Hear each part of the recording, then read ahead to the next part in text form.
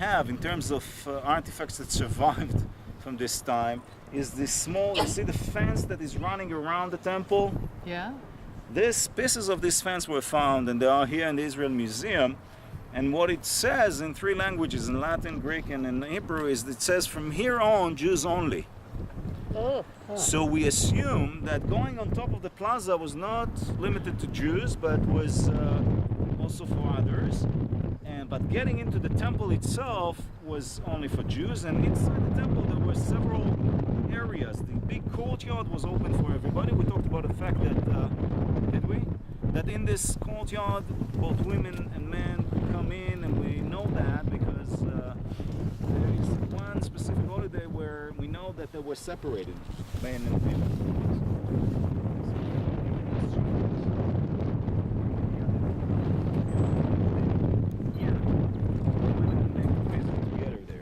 And then there is like a more inner, you see the staircase coming up, there was a more inner space over there where the altar was. This is only for the priests and for the Levites. Inside the temple itself, where the menorah and the bread and all the artifacts that we know from the Bible, and all the way in the back side of the temple was the Holy of Holiest places in the temple. And I think we already mentioned that into this small space, by the way, in the first temple time, in the Holy of Holiest, there was the Ark of the Covenant. Yeah. But this was robbed by the Babylonians. In the second temple time, it was just a vacant space, very small space, and only the high priest would get in there, only once a year.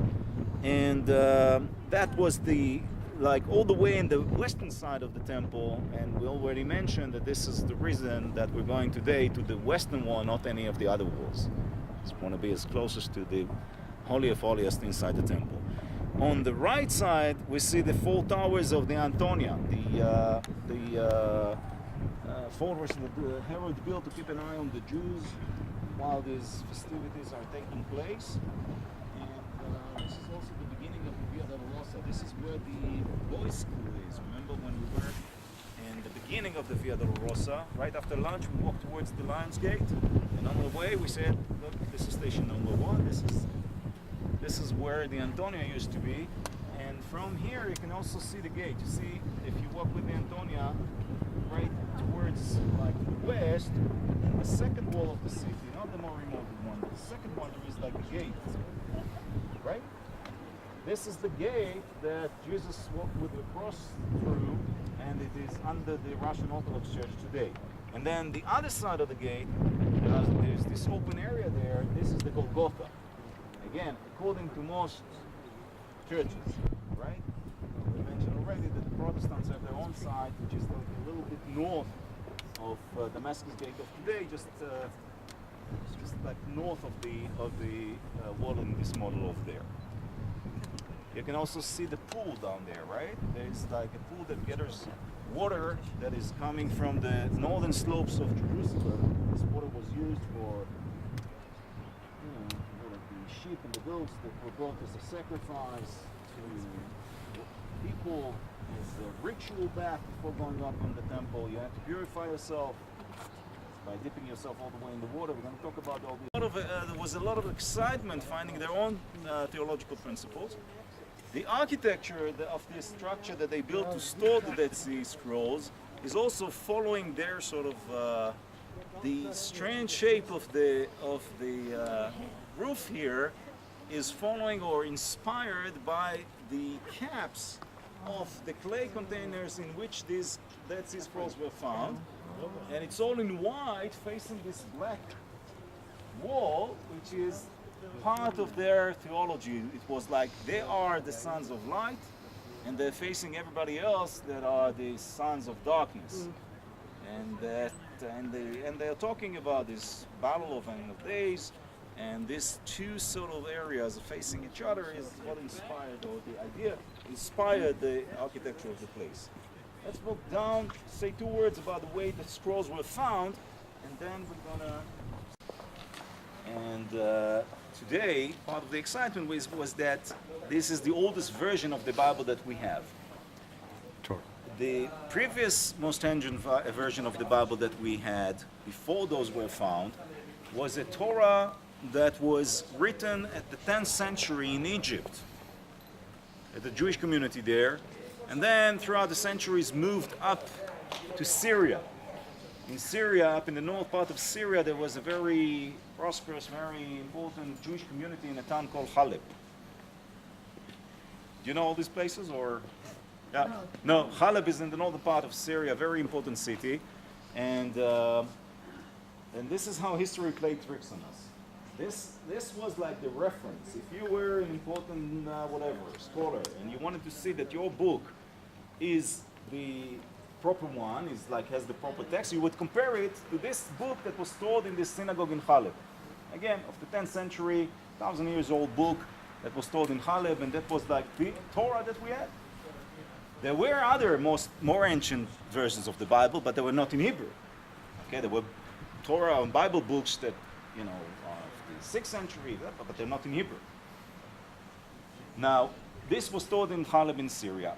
The Dead Sea Scrolls, the first batch of Dead Sea Scrolls were found accidentally. There was, out there in the desert, there was a Bedouin shepherd, not that, like a teenager again, walking his goats through the desert there, and one of them went astray, and he wanted to see where it is. It started, instead of climbing to each and every one of and there are many caves up there, he started to throw rocks at the mouth of the cave, see if it would come out. And out of one of the caves came a strange noise of breaking clay. So it made him interested, and he climbed up, and he found in these clay containers, he found animal skin. I said, great. He took it to Bethlehem to make samples. And thank God the guy and the shoemaker in Bethlehem was more educated, and he knew that he was looking into something important.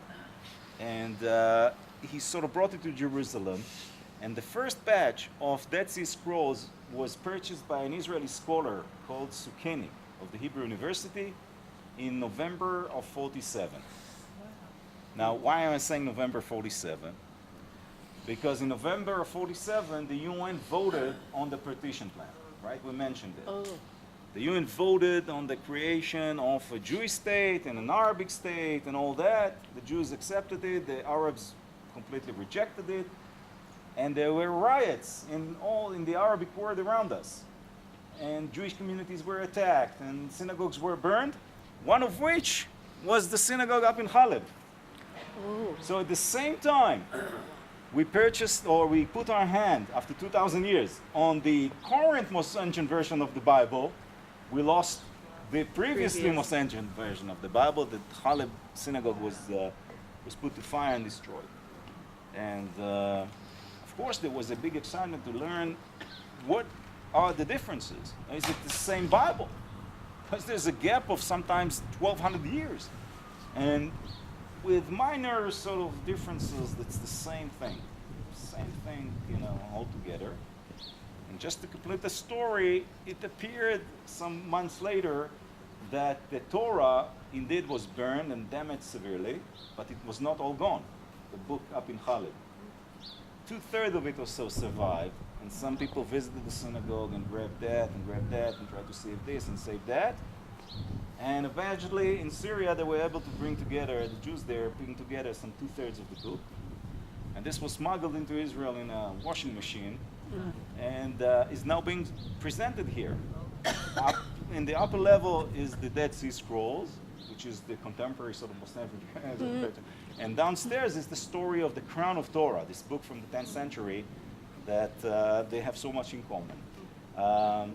So as to when the Torah was written, tradition, of course, is that Moses got it in Mount Sinai, right? So we won't be arguing with this. This is the reality.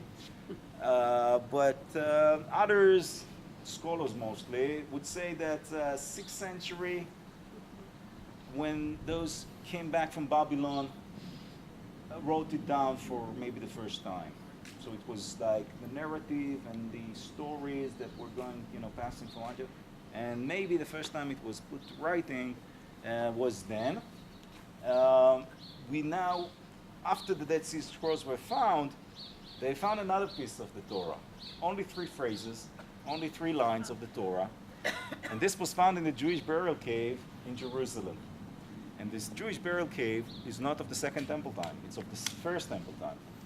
It's of the 7th century BC.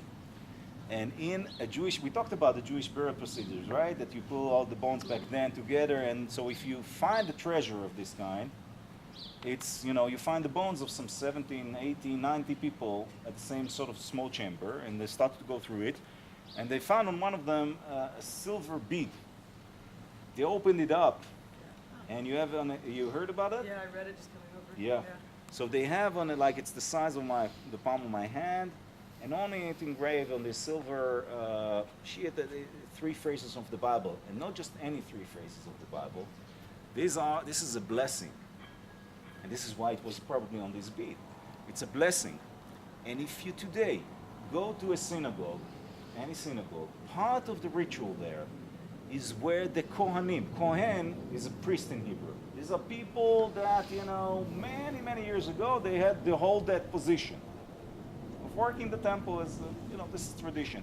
Those who are Kohanim, that's the Kohan, Khan, Katz, all those people, all these Jewish names that have to do with being a priest, this is the only role in the Jewish life today. During the ceremony in the synagogue, sometimes they would come over. They put the shawl, the praying shawl over their head, and they would bless the people in the synagogue and the rest of Israel with the same 3 phrases that are in the Bible and are on this silver bead from the 2,700 years ago. So maybe today we have even more ancient version of the Bible, and this when it comes to these 3 phrases that is of 2,700 years ago, not just 2,100 years ago. This is also somewhere in the museum. So, yeah. What are the phrases?